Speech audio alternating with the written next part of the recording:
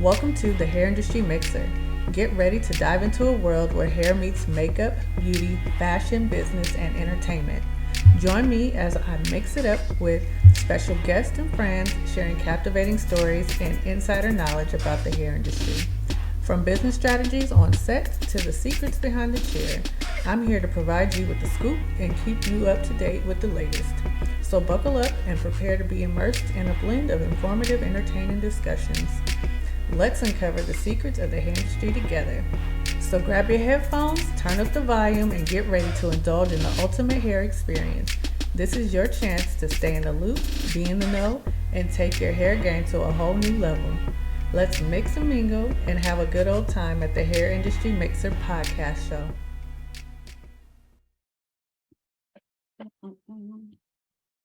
Welcome, Miss Sarai Brooks, right? Coming in. Yes. Where are you from again? I am from Pasadena, California, originally. I reside currently in Columbus, Ohio, though. Nice. What a big switch. Well, welcome I to the know. Industry Mixer. Thank you for joining me today. Yeah, thank you for having me. This conversation should be fun. Just basically talking about establishing it first and then maintaining it and then taking care of or nurturing it like our baby, because it is our baby, really, right? Yeah, for real. Yeah, there's passion and then putting that passion into a business form. Right. So tell me, where are you in your business right now? Currently, I am a salon owner. I have me, my salon manager, Sandra. Then I have Lydia. She's one of my hair artisans. And now I have Asia. She's a girl in my academy currently. And me and my husband both run it together. Oh, that's awesome. I love that. I love Yeah. you and your husband. So does he manage it for you? Like, Yes. I mean, like he's pretty much my voice of reason. Anytime there's an issue, like I will call him up and like, so this and this, like, and just that sounding board, along with he's a techie. So whenever we have any technical issues, say with our system or anything like that, he's like the one everyone calls. So I love that. I love that. Similar to my situation too. I don't run a salon. I just have my own salon suites. But okay. like we're doing the social media aspect or just the back end of the business side. Like when I have those questions, I'm like, babe, what can I do here? Or give me the answer, because it's his major was business. So Oh, I'm like thankful because I'm like, I don't have to go to school for it, but no, really I should. yeah, I know. That's really good though. So tell me, where are you in your business right now? Currently, I am a salon owner. I have me, my salon manager, Sandra. Then I have Lydia. She's one of my hair artisans. And now I have Asia. She's a girl in my academy currently. And me and my husband both run it together. Oh, that's Uh, awesome. I love that. I love yeah. you and your husband. So does he manage it for you? Like, Yes. I mean, like he's pretty much my voice of reason. Anytime there's an issue, like I will call him up and like, so this and this, like, and just that sounding board, along with he's a techie. So whenever we have any technical issues, say with our system or anything like that, he's like the one everyone calls. So I love that. I love that. Similar to my situation too. I don't run a salon. I just have my own salon suites. But okay. like we're doing the social media aspect or just the back end of the business side. Like when I have those questions, I'm like, babe, what can I do here? Or give me the answer, because it's his major was business. So Oh, I'm like thankful because I'm like, I don't have to go to school for it, but no, really I should. yeah, I know. That's really good though. So tell me, like, what got you into braiding? Great. Like, mhm. Yeah, so honestly, I started braiding when I was 5 years old. Like I remember being in the back of my grandma's. We were on our way to Lake Havasu, Arizona, a family trip, Mhm. and I had this doll head. Like back in the day, it was just that I forgot what it was, but it wasn't the doll heads we have today. Right. But I'm braiding, and I'm like, Grandma, like this braid keeps sticking to her head. Like, how can I get this to stop? She was like, No, that's a cornrow. Like that's a good thing. And I was just like, Oh. I didn't think anything of it. So once I learned that, I was like, let me keep doing this. And then translated to doing my little cousin's hair, to getting older, wanting to learn about it, go to school, all that. But then when it comes to like the actual business of braiding, My dad, he didn't believe that cosmetology or anything in that field was, I wouldn't say good enough, but he thought there was a lot of risks that he didn't want to see me fail in. Mhm. So he advised me to go to school for something like, like a good job that's stable and all that. So I ended up going to school to be a paralegal. Okay. And I did that for some years, but I was always braiding, like always on the side, Uh-huh. until I eventually made it a career. Girl, like your story is so familiar. It sounds too familiar to me. For real? But the funny thing is, my father was a hairstylist. So Okay. I grew up in a salon with him. However, for me, he didn't want me to do it. Like, Uh, that to be my career choice either, because he felt like it's such a hustle. And as you probably experienced, it's such a roller coaster in our business, seasonal at times. Like some seasons it's flourishing and some seasons it's dead. And you're just like, ooh, how do I get through these tumultuous times? You know what right. I mean? So funny that you say that. And then my other thing that I wanted to get into was being like in the legal field, but like as a court reporter. Ah, that's funny. So That's like like similar completely stories. aligned. Yeah. Totally similar stories. It's funny. And then Yeah. my other my other choice, if it wasn't that, would be getting into the dance world. And I love to dance too. Like I literally was dancing classes and just all that. That's so crazy. It Super. is. It is. That's funny. A lot, and it's funny as we talk to so many of our peers in this business, a lot of us have a lot of similarities, probably because of the creative side of things. Yeah. My mind is always on the go, but for me, it's usually at the late hours at night when my brain wants to be active with all that. Same. I'll be like, A it's lot. time to sleep. Honestly, like even if I'm behind the chair, like braiding has gotten so muscle memory to me Uh-huh. that like I'm always creating up here and I'm like, man, I can't wait to like write that down when I finish. Yeah. And it's always, and I don't know, I think we're artists first and it just shows up in different ways and we've decided to make a career of, what makes money too. So, Right. Of what we can do and what we do best. right. Sometimes though, that comes later because you don't know what you really end up liking when you're doing hair. Yeah. Because there's so many different avenues like braiding. Maybe like for you in your world, do you have a specialty that you do with your services or that you offer for your services? Not in the sense of the service, but I would say like I'm fast. That's what people know me to be. So my specialty is pretty much doing any service efficiently. Um, not on anything like cocky or anything like that, but No, yeah. just through yeah, whether it's knotless braids, boho braid, like whatever is the hot thing right now, I try to like execute it in a way. I'm like, how can I shorten this time? Because everybody's saying it's taking 10 hours. I'm like, that's crazy. How can we make it 3 or 4? That Uh-huh. type of Well, that's great because nobody obviously wants us in the chair that long. thing. Exactly. So if you're able to execute that within the 3 to 4 hour time frame, that's amazing. So Yeah. what are your prices like with these services? Like what's your price range? Not to put you on the spot, but just Nah. like Um, the lowest I go is 95. That's like for crochet. And I do that literally in 45 minutes. okay. Um, my higher priced items are usually anything involving human hair. So like my boho styles, whether that's goddess locks or boho braids, those you get into anywhere from 600 to 1,500 bucks. Okay. And like how long does that normally or typically take you for those styles? I would say so I can do medium boho in 3 hours. Mhm. Um, Goddess locks is probably my long style. That's probably a 6 hour. But any of my styles, whether it's small, or extra small, I don't usually take more than 6 or 7 hours. Okay, that's fair. That's fair. Yeah. That's cool. Do you do any of the micro styling braid? I do not. I used to do everything, and as I've grown, I'm like, I don't want to do that. Like that's just something. I mean, I know there's a price that you can set that Yeah. will make you feel like you want to, but no, that's just one thing I chose not to do. Yeah.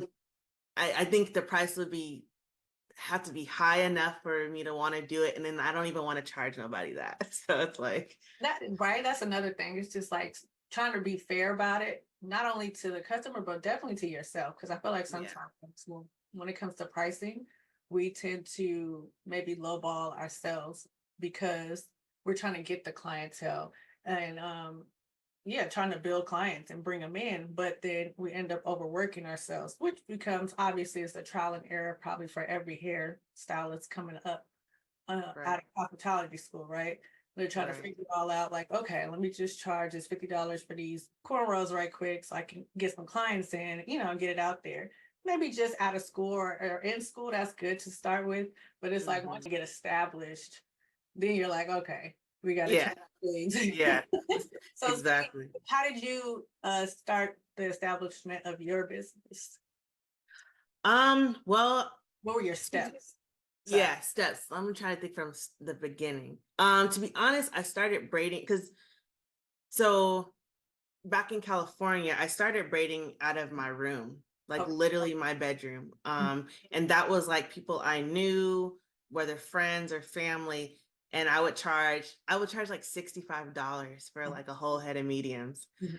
Um, so from my parents' like house in the bedroom, I started to go mobile. Because I was starting to get a little bit bigger. My dad was like, I don't want all these people, random people coming to my house. I'm like, all right, Right. cool. So I would kind of vet people a little bit with different questions just to make sure it was safe to go into their home. So I would do that. I would be mobile. Eventually I get married. I moved to Columbus, Ohio, and I don't have that anymore. I don't have that word of mouth because I don't have connection. So I had to really rebuild that part. But it was slower than I wanted, slower than I expected and wanted. So I fell back on my paralegal career and I was like, you know what?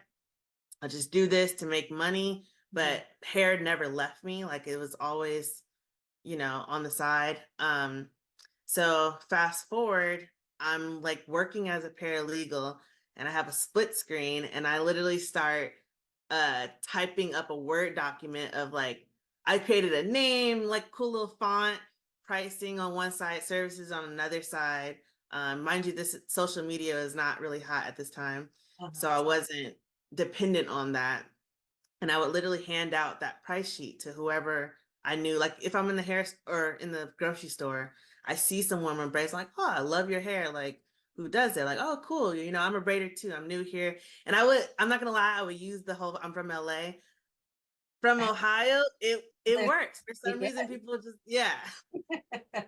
Just because I think they know that the opportunities afforded in somewhere like LA, which is a big city. Yeah. Um, so I did use that and I still use that because it's true. I'm not fronting on nothing. I really am.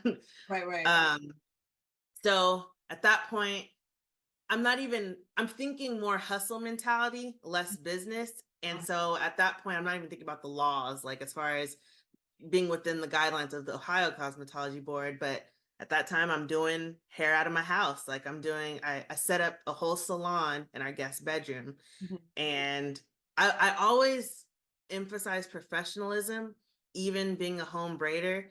Mhm. That was always important to me. So I think I still was able to build clients with that emphasis. And so then from there, the pandemic strikes, Mhm. like fast forward like 4 or 5 years. Okay. And my attorney stops getting cases because, courts were, no, Well, there was no trials. right, Yeah. right.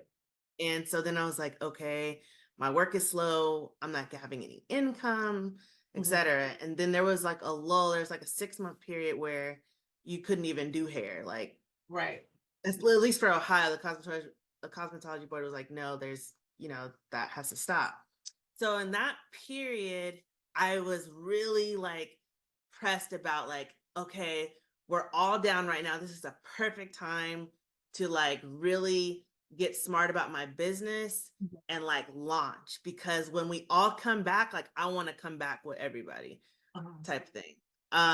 So I did what it took. Like I literally down from the groundwork with schooling. That's when I started with Dr. Carrie Williams, her trichology course.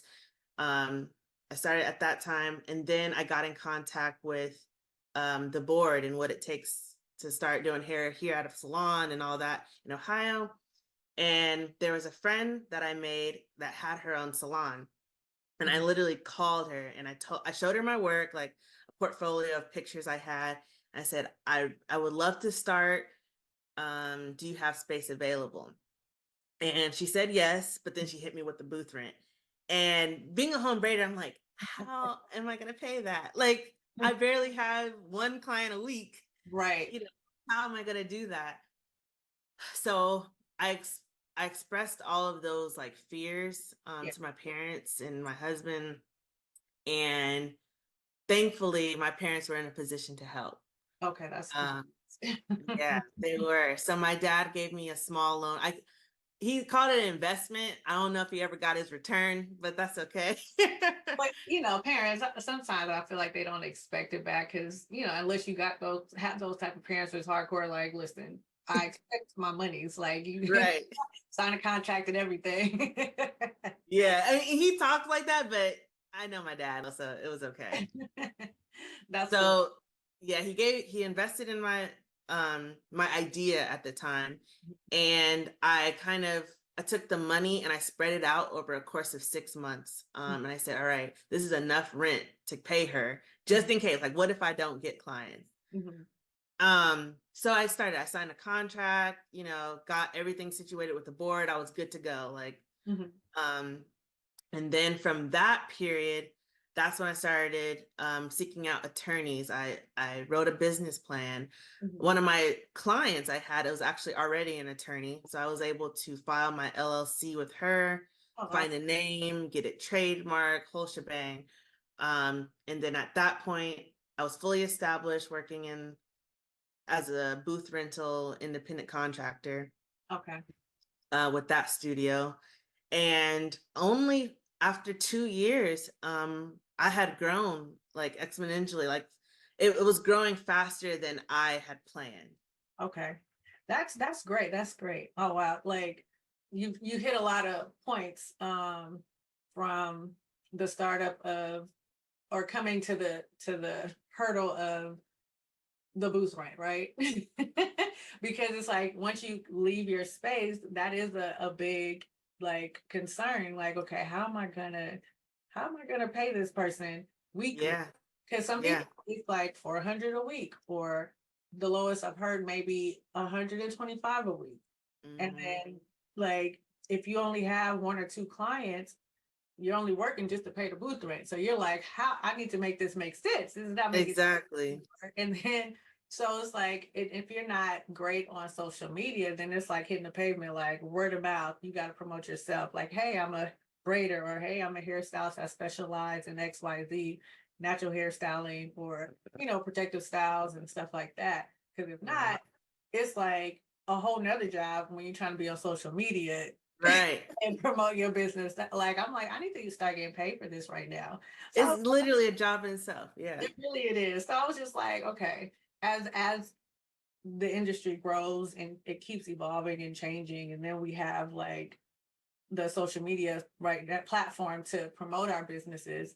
It's almost like our new resume now, it honestly. is. And It is. if people don't even ask, they're like, "Oh, do you have IG?" I'm like, "Yeah, Yeah. but do you want my website?"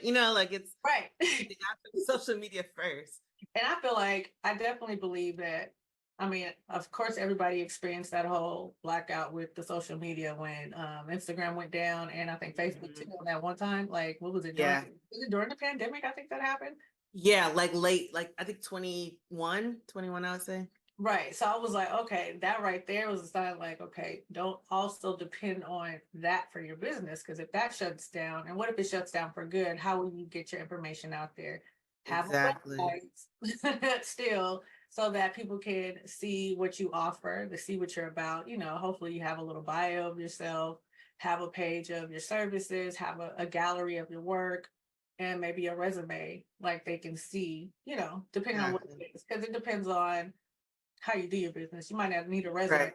right? But a gallery is Right. definitely important because this is a visual thing, it's a physical thing. So it's like, okay, let me Mhm. see your work.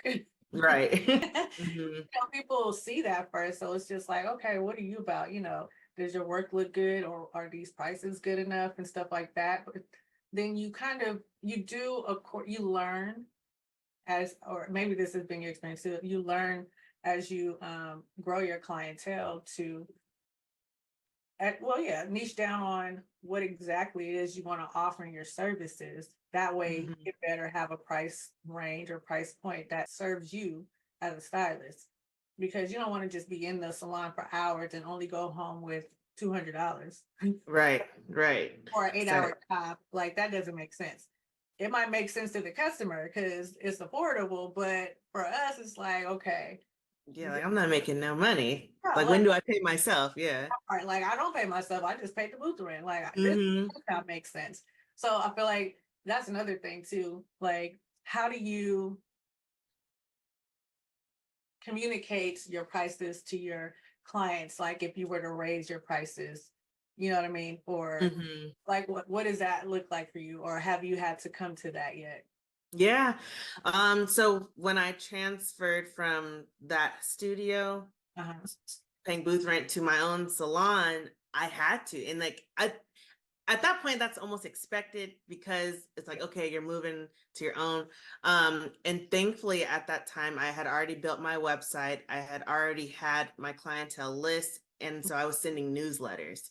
Uh-huh. So I think I worded it in a way, whenever I raise my prices, I always add value to it. So at first I used to have people bring their own hair.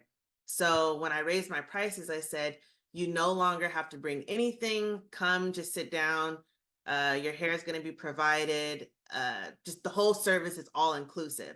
And Okay. for that, the prices will reflect that. Right. So that was like my way of like raising it. Mm-hmm. And then moving forward, as years went on, I just talked about the real inflation, like things cost more. So Yes. we, so I'm, so as to keep my business going in a healthy way, like I have to raise the price. If you want quality products on your hair and quality hair, Right. that costs. So that's going to be also reflected.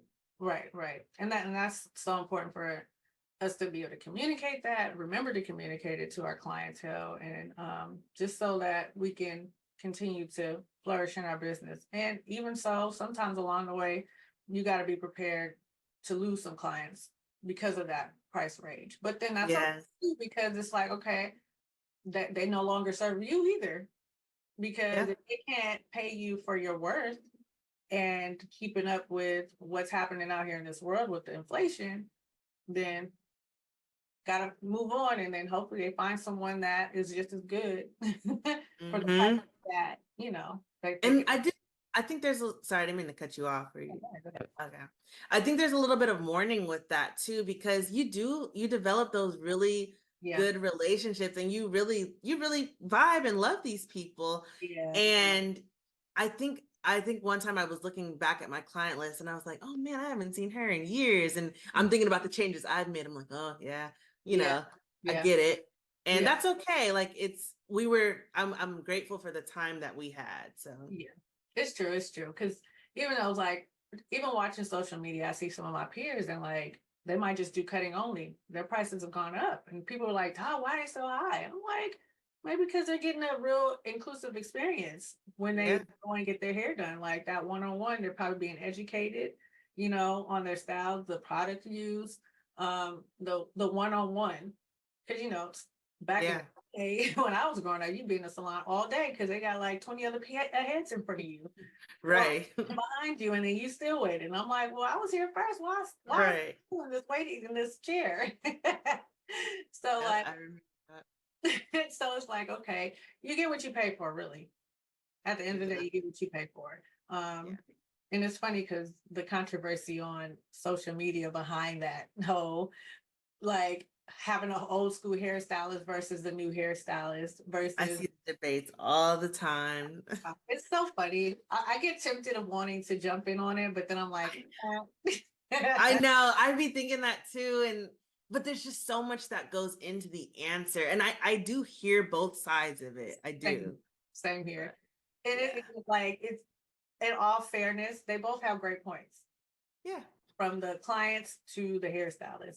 And then some of them, they really don't get it. Yeah. Yeah. Because it's a lot of layers and it's a lot of moving parts being a hairstylist. Like all the things to take into consideration why we got to raise our prices. Right. It's not all going into our pocket.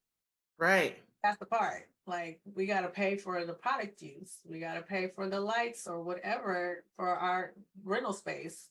You know, like Mhm. what else? Then I how? mean, social media alone Yeah. sometimes costs, like your website costs, your domain costs. Like there's so many little things that people don't think about. They're just thinking like, oh, well, at the hair store, the hair was only $25. I'm like, okay, but Your hair's breaking off behind it, right? yeah, like, how about that? Here now you don't have that experience. Your hair's been growing and flourishing ever since you sat in this chair. So it's like, okay. And then also Right, consistency, teaching consistency is key with getting your hair done and allow right, it to get to a point. So exactly. how do you nurture your clients or keep your business going? Like what are your steps in maintaining your business? Um, I definitely believe in like pre-contact, current contact, and post-contact within as far as like communication. Mhm. So like that first initial meeting of a new client, like I always do consultations for any new client, Mhm. and that just helps me to assess their needs, their past, their goals, Mhm. and then we talk about, if we're a good fit for each other. Yeah. And that really to me builds trust, just having that quality conversation and even getting in depth with just their hair and scalp needs, like less of them as a person and even more so that. And then while they're styling their hair, like educating them about that style, your hair's been breaking off, let's pivot. And not being afraid to send them to someone who may specialize in something that you don't offer. Meanwhile, it's like, okay, go to this person for like 8 weeks, come back to me, we'll see if you've Right. improved, and go from there. And then that post care, like following, like, hey, just want to check to see how this is doing. All those things create for like a relationship. And then even while they're in their chair, aside from the hair part, just being a good listener, showing compassion. And you honestly, I'd be like, I'm getting paid to do hair, but I feel like a therapist It's a because it's a hair yeah, therapy situation. it Seriously, is. it is. Because I think the same thing all the time, and those are definitely good nurturing and business practices to have. Because I also do similar things. Because yeah, that's how you keep the retention. Right. We need that, and I think you know what. I wish that was something that they taught in cosmetology school Yeah. because coming out of it is just like okay. I know how to do hair. I got a license. What do I do with this now? Like, what is the first step to There's this? so many girls like that. They're just like deer in the headlights, like don't know what to do. And Yeah. yeah, that's Other than missing. go to a salon and like, okay, I can't afford that. I don't have the clients for that. Like, how much do I charge for this? What do I charge for that? And so it's like for me in my business, it was like researching, talking to other hairstylists, seeing what their price points and ranges are for specific things or for a variety of things because maybe you don't know what to specialize in yet. You know what I mean? Right. And it Right. could be like, okay, starting off normally, well, in my back when I was growing up, everybody was doing pressing curls all the time or flat irons. So Mhm. it's like, what's that price look like? Because it was like $45 back then. I know. I Like, remember paying 35, which is right? crazy. It's crazy. I was like, who is surviving off of that today? And people are Hey, still out here looking for those prices. yeah, that's the crazy part. I know a girl that she charges now like 220 for a silk press, deep condition. But Uh-huh. that thing be if I mean, when I say length retention, hydrated, like it's worth it. I pay it. Yeah. So And that's the thing, it's like, okay, if your hair's moving and flowing and it feels good afterwards, then it was worth the money. It was worth the yeah, it's yeah. funny. It is a funny thing to see in the comparison, but it's like I think people are sometimes just stuck Let's stuck and not Mm, knowing how to grow and move on it. Yeah. yeah, I'm like, did we I agree. Did we? Oh no. it looked like it did because it looked like you were Okay. for a moment, but it's okay. Uh, okay. No, but what were you gonna say? I was just gonna say the whole concept of evolving. I feel like there's so much, especially with social media, there's so much coming at us constantly. People sending these new styles and trends, and you could stay where you're at, and that's okay. Mhm. Um, but to be able to evolve in your business with society too, like that's a whole nother skill that I'm still trying to like master and keep up with, because you do get set in your ways too, and you're Yeah. like, you know what, I just don't want to move in that direction. But yeah.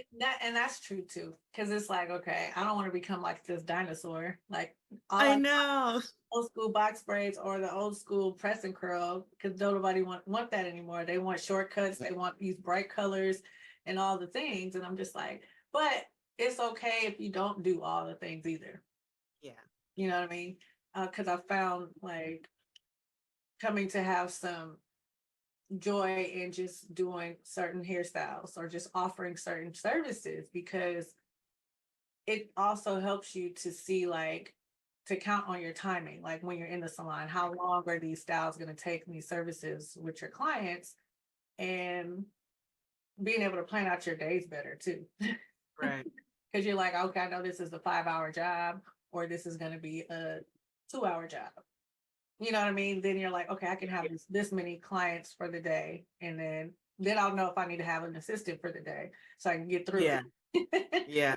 You know, like it took a long time to get there because for myself, like a lot of my work has not been in the salon, it's been on set. But Mm, working like that has been the majority of my career is working on set and entertainment side of things. So got the balance and juggling of trying to be consistent in the salon has always been a roller coaster ride for me. And I've always wanted, observing you, I'm like, okay, so she does have her salon, but then she is on set most. I'm like, how do you maintain both? You know, like Yeah, the everyday client versus right. So yeah. like that also for me, I had to realize, okay, maybe I need to just offer certain hairstyles. That Mm, way they're not needing me every week. You know what I mean? I can see them every 2 weeks or every right. 3 weeks. You know what I mean? And I feel like Got for it. you, that's convenient because you're with the braid and stuff like that. You're able to see your clients far out and like you don't have to Yeah. worry. So, um, having like specific services, and I'm still gonna trim off some services or, not offer some for my own reasons, like just being able to keep a good, consistent client type of clients that I want versus Mm-hmm. being A all big over one. the place with relaxers, shortcuts, natural hairstyling, all the things and Yeah. coloring too. And it's just like, I don't want to tire myself out. You know what I mean? Too. And then and I find joy where it's like, okay, when my natural hair clients come in, I'm like, oh good, I'm gonna be out of here by a certain time. Everybody's happy, it look good, and it's all gravy then. That's something I look forward to really incorporating in my business and sticking to that. Just it's just Yeah. just having that consistent balance. But for me, like I said, it's always been like such a roller coaster ride. Mm-hmm. If I'm working on something for a season, I'm not seeing my clients. Oh, right. Because you got to be focused. Yeah. I'm on that. So I've also had to shift in that world too, where it's like, okay, what type of jobs am I going to accept moving forward? So it's not taking all my days and Mm, all my hours in the day. So that makes sense. like a current show that I'm on now, I'm just day playing, thankfully. And I'm there like Mm-hmm. 3 to 4 days of the week. It depends on the scheduling. But like even within that, like sometimes it's an 8 and skate. So literally it's like 8 hours in and out, which is great because I have time in the day to do things. And sometimes, depending on the day of the week, if it runs into a time where my clients might need to be in there for that visit, then I'm like, Mm-hmm. hey, maybe I could take you that evening because I had gotten off early enough to be able to do that to service them. Or So I'm, your clients are like on board with change, like just in case. Okay. you know, Got it. yeah. No, So that's awesome. it's fun. It's fun, but sometimes it's tiresome. So I'm just trying to make it where Yeah. I have that good balance. And this is where I've realized, okay, let's fall back on some of the services I offer, do things that I find joy in doing also, because then I know I'm gonna hit the nail on the head every time when I do it. You know what I mean? Instead of trying Right. that and the other or trying to please everybody and it's just not gonna work. Cause then it's like Right. you don't want to have clients just for the money. You want to have Right. a good relationship. So in building your clientele in both with business relationships with your clients and then also just the back end of business, like what have you found to be more challenging or yeah, what hurdles have you come up against? Um, I would say because there's two ends of this. There's yes, there's the business of you and the client, and then Oh, there's the business right. itself. Um, Let me see. Whichever one you want to attack is fine. Like, because I feel like a hairstylist, we all could benefit from either side of it, from all of it, Right, right. because it's just like, especially for the new ones coming up, like, what would you want to share with them that it would be probably a common experience? I would say having to turn people away Mhm. and that being like disappointing, and not that you are not good enough to do the style they're wanting. It's Mhm. having to tell them that they're not a good candidate for the style. Mhm. Mhm. And it's just like because you're in the business of making people feel beautiful and feel their best selves, and to be like, I want you to, but your hair is, maybe you're suffering from some sort of alopecia or just diffuse thinning in general, or your hair is breaking off, and it's like we can't do that. Like, I want to do something for you, but you can't. So just like those little disappointments, as well as the disappointment of not executing Mhm. what they had in mind. um I have had that in the beginning of my career, is feeling confident to do it, and then maybe you do it and it's exactly what they wanted, but they're just not happy. And because sometimes people will show a picture and be like, oh, look at this girl on Pinterest, I want this. I'm like, okay, I'm gonna do it. But I'm like, but you're not that girl, so it's gonna look different on you. Right, And right, so it's like you might be happy about your work, but it's nothing to be happy about the work while the client's still not happy about how they look. right. Sometimes those go two and two together. I'm more confident in, like, I did what you asked. I'm sorry that this is not how you envisioned it, but I did my job. Yeah, So that kind of can get tough, just because that's the emotional side of it, and because I do care about my work. I'm very passionate about it, yeah. because it's art, like I said. And so when someone is not happy with the art that you did for them, it's just like that sinking feeling. Yeah, like I can relate. It's funny you say that because literally I just had this conversation with a dear client of mine. She's lovely too. And we have a good rapport with each other, which also helps with being able to communicate those type of things, right? Because if Hmm. you don't have that rapport with your client, it does make it difficult to be like straightforward with them. Like, hey, Hmm. I know you sent me this photo, but I don't think that you're a good candidate for it because of X, Y, and Z. And so, like, I've had some clients in the past also who sent me photos of a hairstyle, but their Hmm. texture just wasn't the same. So it's like when you're talking about natural styles, you want to, when you pick these pictures out, you want to make sure you're looking at other women with styles or textures like your own. That way you'll have a realistic idea of what it's going to look like on you.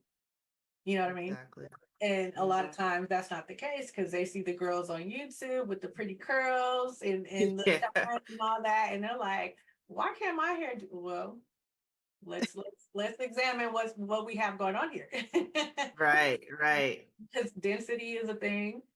The whether it's fine or coarse or medium, like that's also something to consider as far as your texture. And then the curl pattern. Like Mm-hmm. if you don't have the right curl type, you're definitely not going to get those loose, bouncy, shiny curls if you have Exactly. the tight, coily, kinky hair, you know. So it's just like now you gotta kind of really teach your client what their texture is too. Because like Mm-hmm. I don't know if you ever get this when filling out consultation forms, when I ask them what their texture is and what their curl type is, always reversed. Yeah, they don't know the difference. They don't. Yeah, that the whole and then I was just gonna say this branding culture with the hair product lines.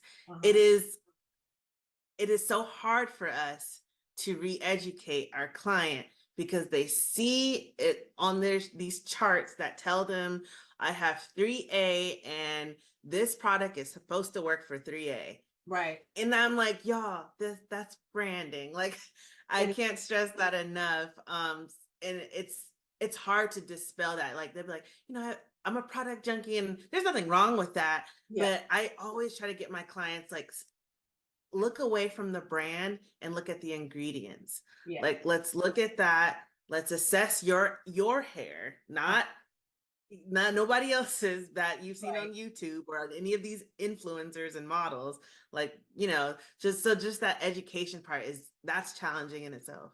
Yeah, it can be. It can be. And it's just like, okay, how can we get through to our clientele? So something you mentioned, like with your emails and newsletters, that could Mm-hmm. be a good way to kind of like train your clients on what to expect or how to maintain their hair or to understand texture. Like those are actually some things I'm going to incorporate with the texture Oh, thing, right? nice. You know what I mean? Nice. Because Mm-hmm. that's the one of the main things is like you said, trying to um teach your clients like this is just marketing and branding for them to make money off of us, Yeah, which yeah. is why a lot of us are product junkies because we're trying this, that, and the other, and it's just like, okay, that don't work for this, and this doesn't work for that, Right. and then It's like, also, let me simplify this for you. yeah, let me help you help me, so that way go home you'll know exactly what to use and not be lost in all the products in your cabinets. Exactly. Exactly. That's a whole nother, like we could have a whole Another discussion on that. conversation on Yeah. that. We can bring some other people to Yeah. the conversation because I would love to hear Totally. everybody's take on it because some Mhm. people are down for that. I remember when a friend of mine, I guess it was almost like 8 years ago, maybe 10. I don't know. Time is flying. But she came like, how long has that whole chart thing been going on with the 4C, the AB, and all that? This A3, 3A, whatever. It's definitely within the last 10 years, I would say. Yeah, yeah. I feel like when it first started, my friend was like, "Oh yeah, so I have this texture hair," and I'm just like, "What does that even mean?"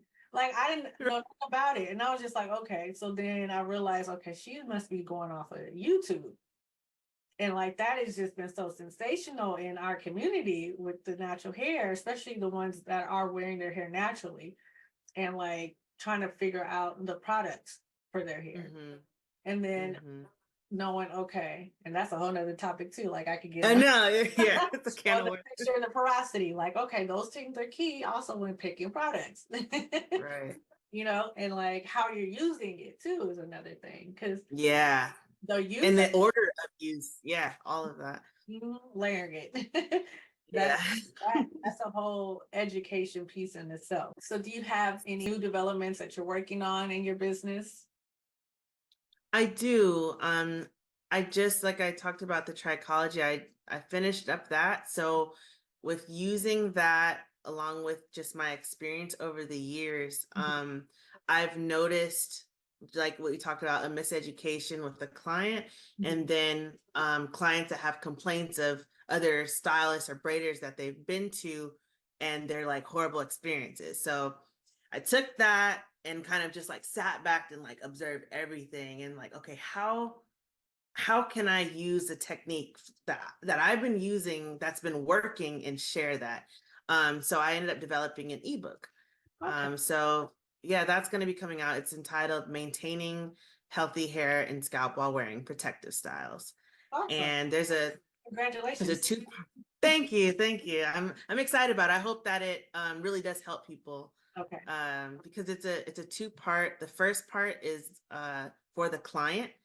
It talks about things like speaking up, communicating, and how to pick your stylist, what really are protective styles, and how can we choose ones that are safe for you as the individual, down to the hair, how to maintain your scalp while wearing all that good stuff. And then for the Braiders edition, it's how to create those healthy habits in your business and technique in maintaining your client's hair health and scalp. Oh, that's awesome. So it's like a two-part, one for the clients and one for the stylists, so that they can be cohesive, really. Exactly, because to me those are the two biggest areas that I'm seeing missing, and I love to fill gaps even in my personal life. So if I could somehow get that out into the world, I'm sure there's other people that have done it, but in my world, I don't see it a lot. So I like to share that. Awesome. So where would we be able to find this ebook? On my website, www.raistyleshair.com. Okay, awesome. That's awesome. Now let's talk about protective styling.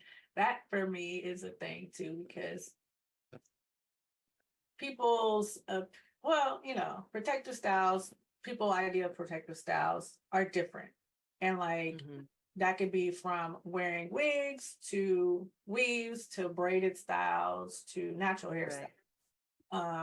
What is your definition of protective styling?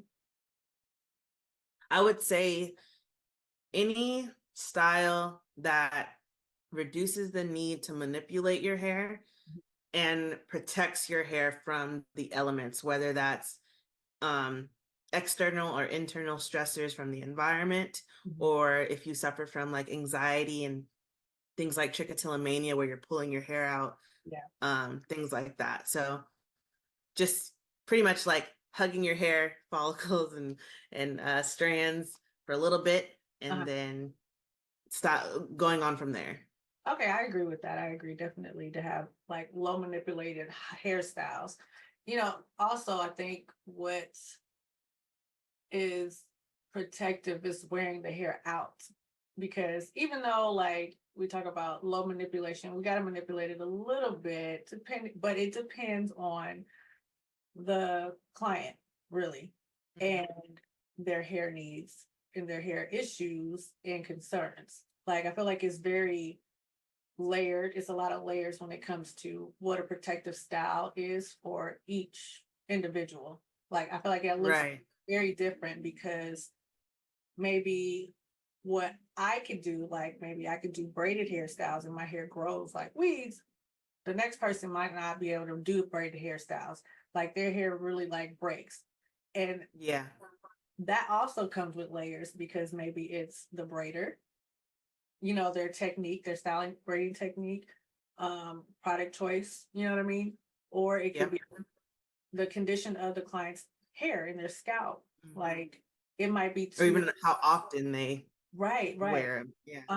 Like it could be like the condition of their scalp and their hair. Like, is it weak? Like, maybe braids would not be a good idea for you at the moment or at all, because maybe your hair's too fine. So like sometimes a client might not be a good candidate, as you mentioned earlier, for these type of styles, because of maybe the tension is too much. And it might not be a lot of tension on the hair, but enough for that particular client, because maybe they like chemically altered, from color or relaxers, or their hair is just too fine and they can't handle braids. And then even then, I feel like, what do you think about synthetic versus human hair?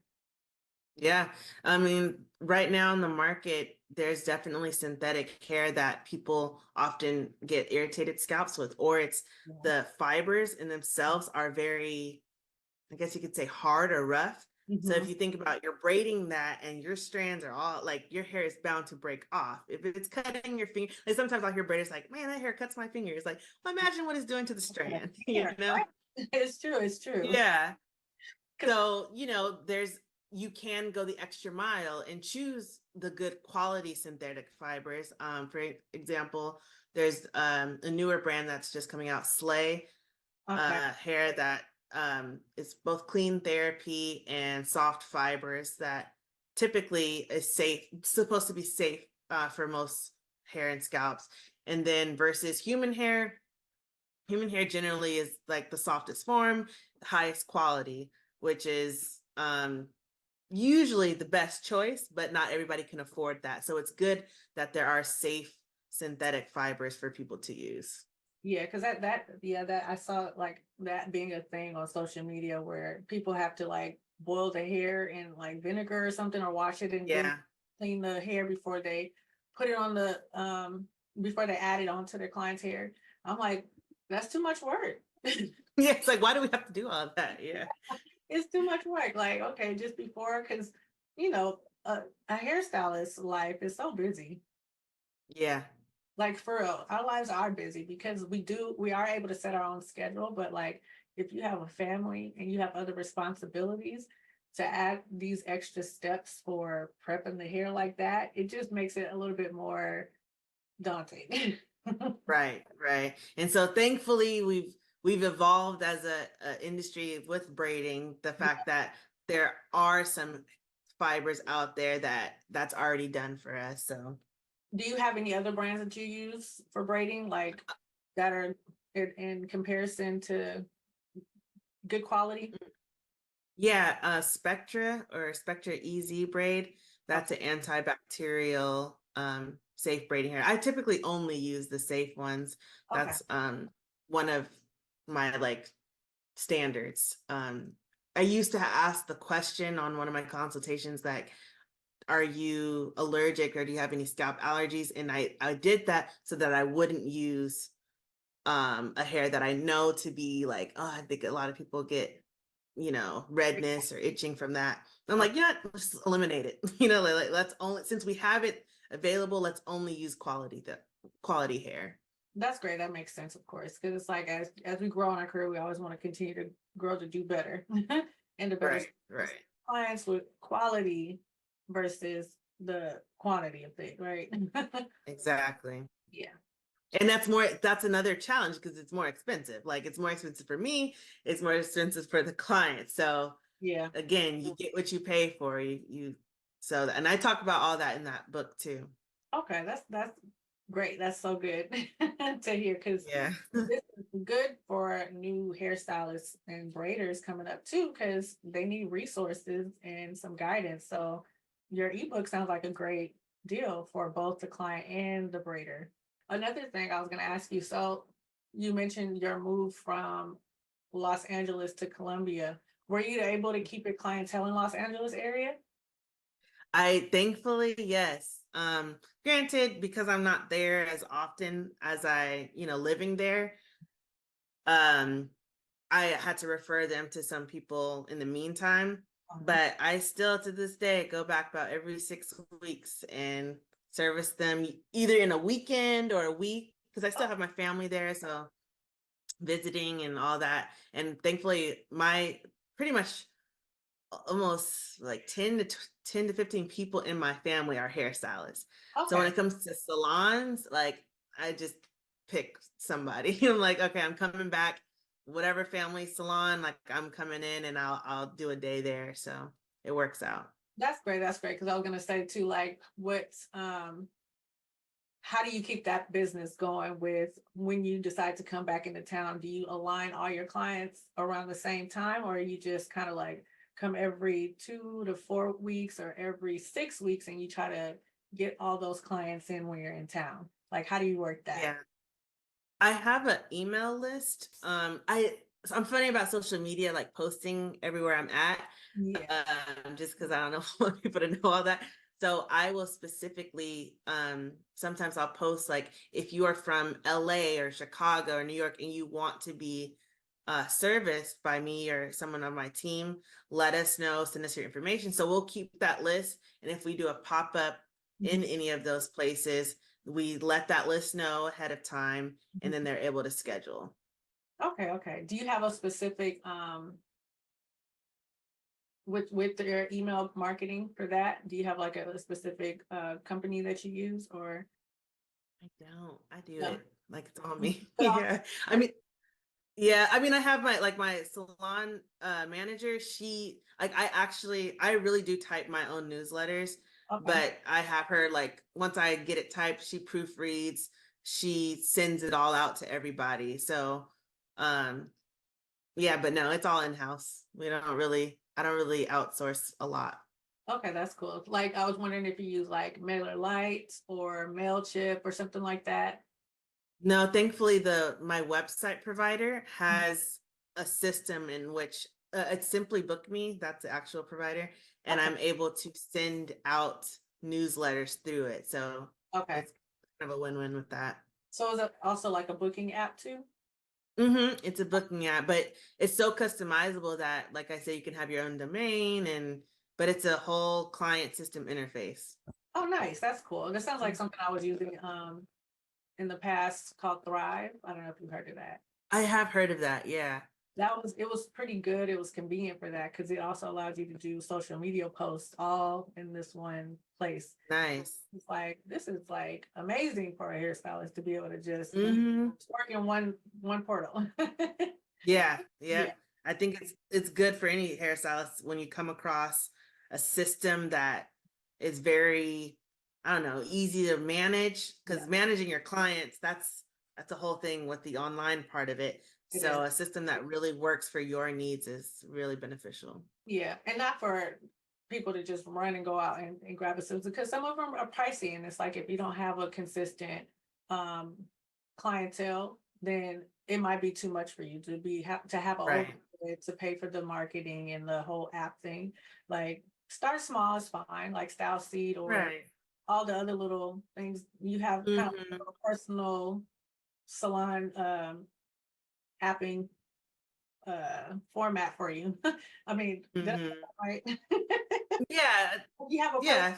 like app. Like the square that a lot of people use. Yeah. Yeah. Like I use all of those, all the things because like I might have a specific clientele that I just use for this one app versus another app just for the salon.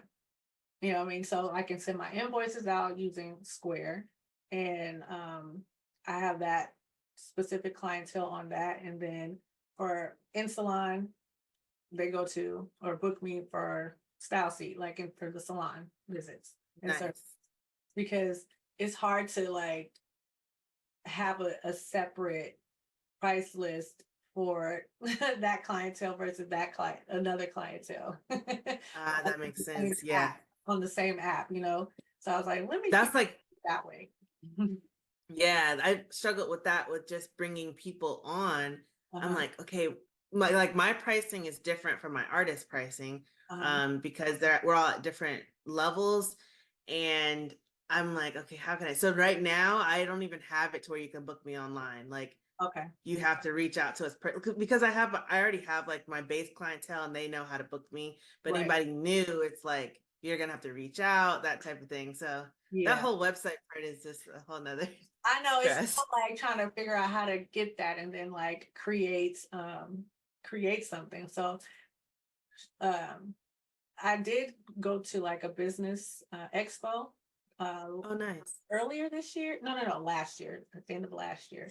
And I came across the company that helps build your app for you or build a platform for you to use. And you can pretty much make it do whatever you want it to do. So I was like, I need to relink up with them and see. Yeah, share me that with that info. I'm like, that sounds like perfect for my needs. Right, right. And then like you can just creating a site where like you're able to manage all the things in one. Like your what was yours called? Simply book me. Simply Book Me or like Thrive or something. So a platform where you can group your clients to where they're your natural styles versus your color clients or your extension clients. And then send out Hmm. an email to them according versus trying to blast everybody at once or pick through, you know what I mean? And like That's perfect. Yeah. stuff like that. And then also Yeah. setting a separate price list for your different clientele bases. you know. I was Hmm. like, if I can create that with these people, I'm winning. And if it works, let me know. Right, right. I was like, that would be a game changer. Seriously. Like we got Yeah. things to use, but sometimes I feel like I have multiple um apps to get all the things done that I need. And I'm like, I'm tired of looking at all these apps and remembering to go Yeah. and do this and over here to do that. It makes it a little bit um overwhelming at times, of course, because I'm just like, Yeah. I feel like this today. I know. Yes. Well, it's been so cool talking with you. I know, you too. I did want to bring up something else about your traveling. Oh, yeah. So you said you do it through like emails to let people know when you're coming to their city. That way they can book you or your workers, right? Yeah. Okay, Hmm. okay. And so when you started your traveling back and forth, did you find it difficult to kind of get it going? Like, did you have them book and prepay so that it kind of get your um, flight into wherever you're going to service them, or did you already plan like I'm gonna just be here this weekend, so I'm gonna open up the books so people can book? Like, how did you do that, or how do you work it out? Starting, yeah, starting out, it was more so I'm gonna be here, book Mhm. me then. Now it's like I only go if there's a good amount of people wanting to book me. So I account for my total flight Mhm. in the deposits.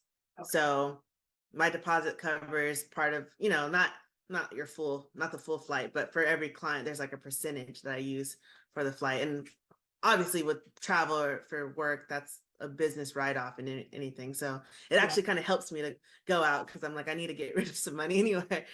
Um, Like, yeah, typically I include those costs, the travel costs within the cost of the service. So my services when I travel are a little bit higher than my base services of just being in like Columbus but LA, I still feel it's home. So those prices are the same. But for example, I recently went to Hawaii for work. I worked there a few days and those prices were different. And I was able to get people in that area okay. according to the pricing that's already set in Hawaii. I kind of research that, look at what people would normally pay versus how they even get hair out there. So it's a little bit of research that comes into traveling to any place, Okay. but it works out. So tell me, when you're going to different places like Hawaii or whatever, had you already serviced people out there, or you just made an announcement maybe through social media that you're going to be in this place if you want to book then? Because I know you say you're funny, Not posting like where you're going to be when you're going, right. but like, how do you gain that market or that client? Like, how do you gain that clientele in those areas if you have not already done so with them? Like, what's your move Yeah. out there? So I don't post it. I end up actually calling salons within that area. Like I literally research like braiders or Mhm. braid salons or natural hairstyle salons, like wherever there's women that I know that wear the styles that I offer. Okay. I'll make a phone call and I'm like, hey, I'm coming in. This is what I do. Mhm. Do you know? I forget what I exactly asked, but I pretty much get fillers out there, Oh, and they end up like the Hawaii one. That was a connection I had with from a LA hairstylist okay. who just so happened has a salon out there in Hawaii. So Okay. I was already calling those salons, but then I ended up getting in contact with her too.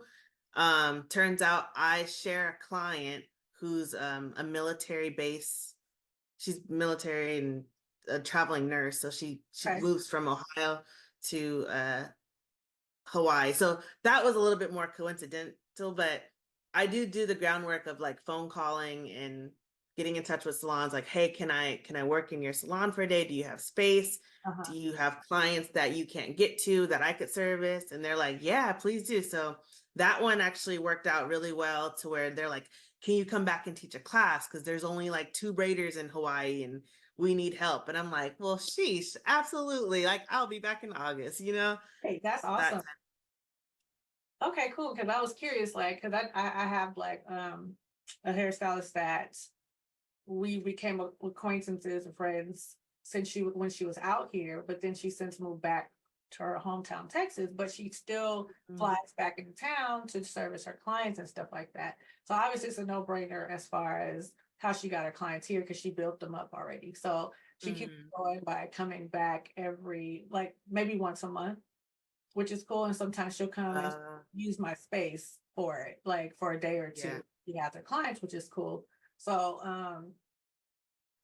my thought was like, well, how would you get clientele? Because I was like, I want to travel. Like that would be a nice way to get out of your area and go do hair in another space and be able to teach. Mhm. Now it afforded you an opportunity to teach braided hairstyles, and that's a whole different type of income too when you start teaching because you Yeah. do Yeah. group pricings. You know what I mean? And that'll be a good come up. That could be your spending money, or it can be investment into your business still. You know what I mean? Like while you're out there, Mhm. out of town, and Like, listen, yeah, so like social media is a tool and I'm not knocking it, and it's helpful. Like I could just post where I'm gonna be. Mhm. But I don't know, something about the connection of just talking to somebody that works for me. That's good. That's good. That's a good pointer, a good tip too for hairstylists and other braiders out there to grow your business in not just local areas, but in other states. Yeah. And you like get a tax write-off. I mean, you get tax write-offs because that's a work travel trip. You know what I Yes, mean? exactly. And you need those, like, and that's a whole nother, we didn't even touch on that. No, no, But no. yeah, you and like once you get to September and you get your books and you see where you're at, like take that trip and write it off. Seriously. And like January, February, that's not a bad time to be in Hawaii either because it's nice and warm. Exactly.